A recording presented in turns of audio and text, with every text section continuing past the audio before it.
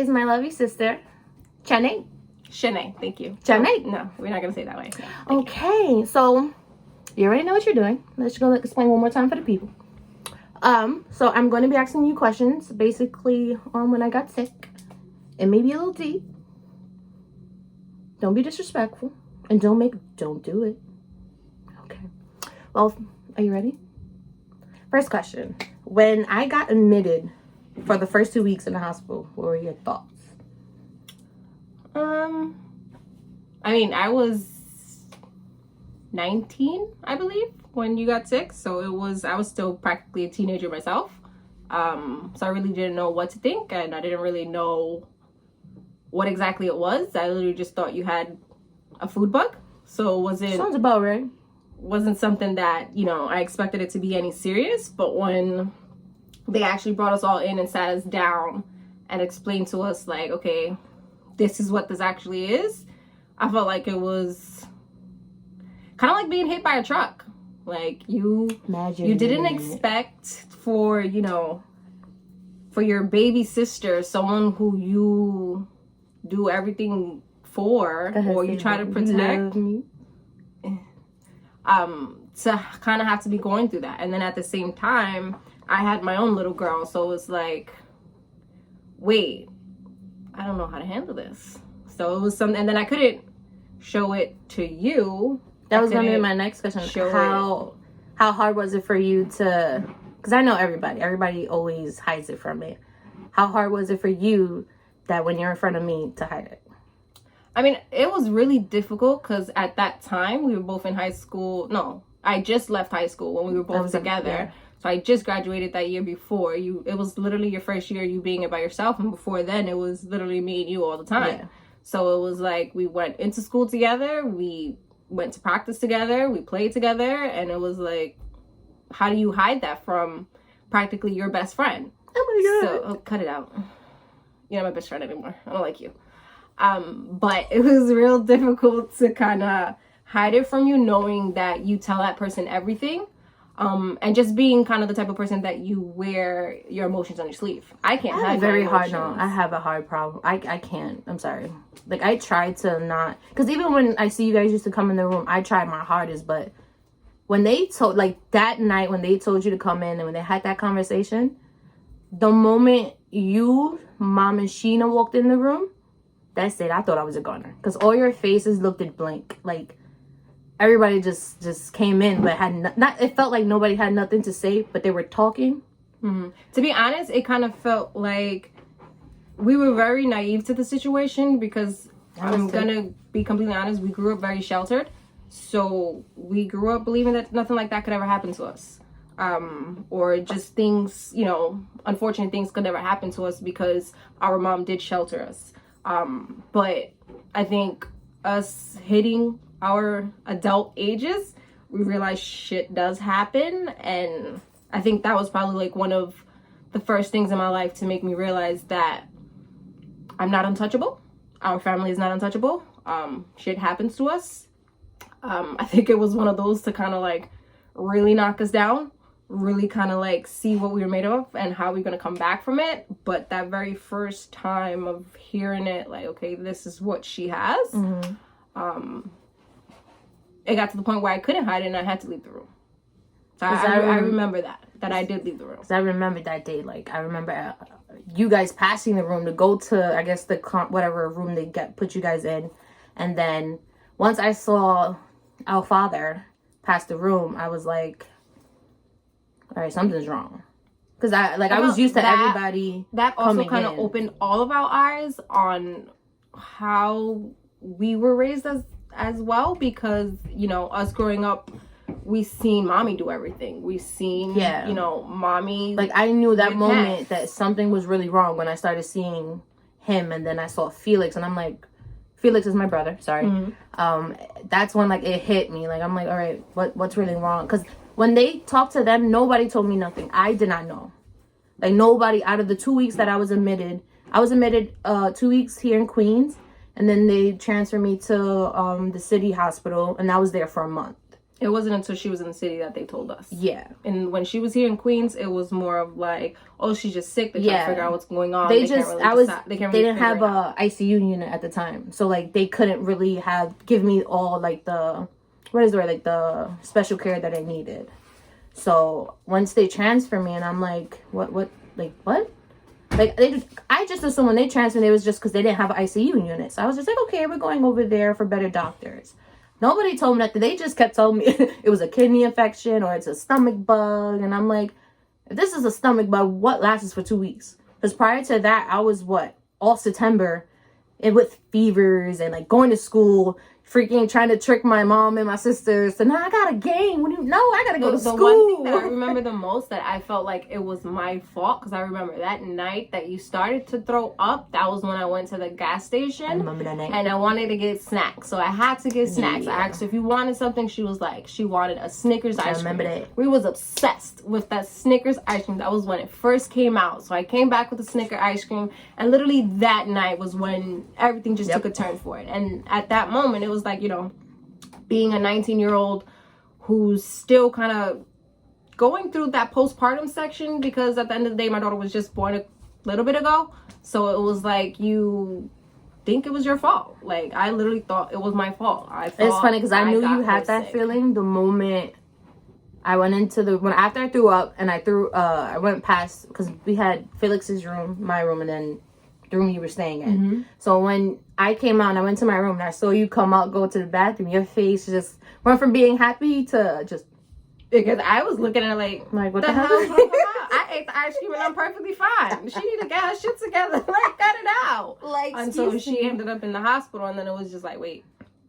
And mind you, I was still pushing everybody that I needed to go to school, to go to practice, and to go to my games. It was volleyball season at the time. When I say, hello, honey, no, I had to go. No. Well, I'm not missing. And then I remember this one night, Felix came and ordered Chinese food. And I'm like, he was like, oh, if you eat this Chinese food, you can go to your game tomorrow. Boy, when I said I ate it, he didn't say nothing about throwing it back up. And I was just like, nah, that's not what was the rules. That's not what we saying. But, like, I didn't, in all honesty, I did not realize it was going to be that serious. I just really thought it was just, just another bug, like they were saying. We all did. So I kept going about everything. Well, I have another question. Did you ever feel at any point you felt like if I was a burden? No.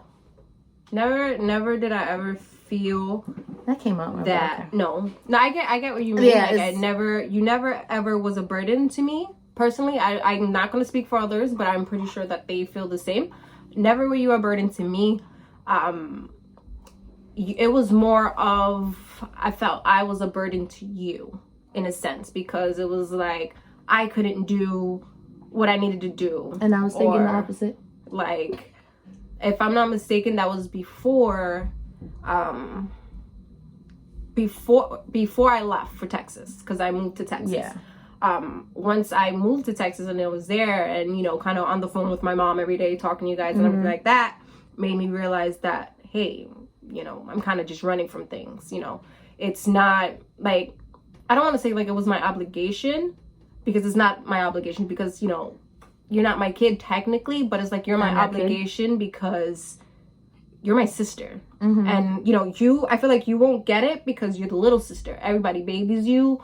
It's, you don't have someone you... Excuse me, let's clear that for the record. No, I am grown. Nobody babies me. I am grown. I'm an adult. I had bills. Baby bills. Shut up. I had bills. I think it's more of a sense like I was abandoning my duties as a bigger sister. Knowing that my mom kind of, has raised us in a certain way, raised us on her own, as you can practically say. She wasn't exactly, had much help.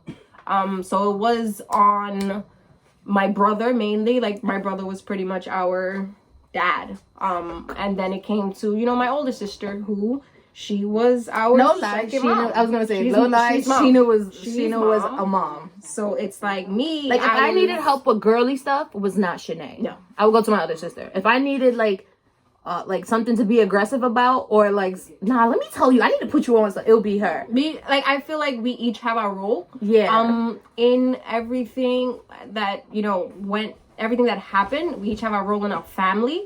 I'm not your girly girl. I'm, yes, I do the face, but that how it's ironic how when you were younger, it was not a girly girl. You did not want to put on makeup, but look at this right here. This was, I think, just growing into my own and realizing, creativity kind of. How, Sway? I don't know. My name. That's a good question. But I think I abandoned my role as being kind of the person that was just like, nah, get up. Okay? This is not what we're doing. We're not going to sit here and cry. You take your moment. You cry for a second, but you wipe your tears off and you It's funny because when I'm looking at it, I'm thinking the same exact thing for you guys. Like, I'm thinking, all right, I know how they're looking at me. I know what's going through their head. I know they're scared. I'm scared. So I'm going to sit down on this my ICU bed. Tough as hell. But I think that's why, I felt like I abandoned what I was supposed to be doing because nobody expected I wouldn't say that, though. I wouldn't say that. To do anything, honestly. Nobody, at least me, I didn't expect you to kind of want to do anything because here you are 15, 16 and I did it, just starting out your life, and then you just get smacked in the face with this. So it's like, it wasn't your place. Yes, it was happening to you, but I feel like it was the place of your family and everybody around you to be like, yo, we got you at the end of the day. This is not going to beat us because it's happening. Yes, it's happening to you, but it's happening to us. Our family is what you call a tight ass unit. A little too tight. At times. And the way we maneuver is nobody's gonna break the circle, no matter how hard you try, no matter how hard you just trying to bring one of us down. And it's just we have all each other's back, but you know how there's levels to this stuff. We're at 1,000 with it. So I just feel like with that, me being when I got transferred to the city, no lie, I felt like I was abandoning you guys because I'm damn, I'm far away. What happens if one of you guys just want to just, bust out laughing, whatever. And I'm like, I can't be there. And what was hurting me the most, it was just yo, my birthday just passed, bro. My birthday's on the 5th of September and I had just gotten sick days after that. Felix's birthday was coming up. And I'm like, what is going on? I'm not understanding. So in that time of me not understanding what's really going on, I was afraid to tell them, and I would try to downplay all my symptoms, no lie, because I don't want people to feel sorry for me. I don't want people to feel any guilt because I'm not doing that to myself. So when I would try to be the only times I would complain is when I would get the fever and I really it was super high where I can't control it. I would never tell them I was in pain, but this baby girl, pain was serious. So it was how can I go from being my goofy self to being very vulnerable to them when at that age I didn't know how to be vulnerable. Vulnerability very well. But still, I was at the age where I didn't know how to. So I was still learning of okay, what is this feeling I'm feeling? I think you were still learning how to just be kind of I think that was you were sophomore in high school, kind of learning how to be a sophomore in high school, and then being on my own, learning how to be on your own. Because I'm gonna be honest, I had to go through it with my older sister because when she was a junior, I was a freshman. So we had that first year together, and then when she was a senior, I was a sophomore. So it was I had to learn how to kind of do the same thing on my own. The one thing that I did say that I had that helped me with it was softball. So the fact that she kind of drew into that as well helped her as well because we created our own circles together. Oh, I'm sorry. And then, thank you. I'm sorry. I apologize. Oh my God. I was trying to get an arm in, but I didn't want to do it down here. They wasn't going to see me. But yeah, I think, we created our circle together with softball, and then we created our own circles separate. So it's now it was at that point where you had to learn how to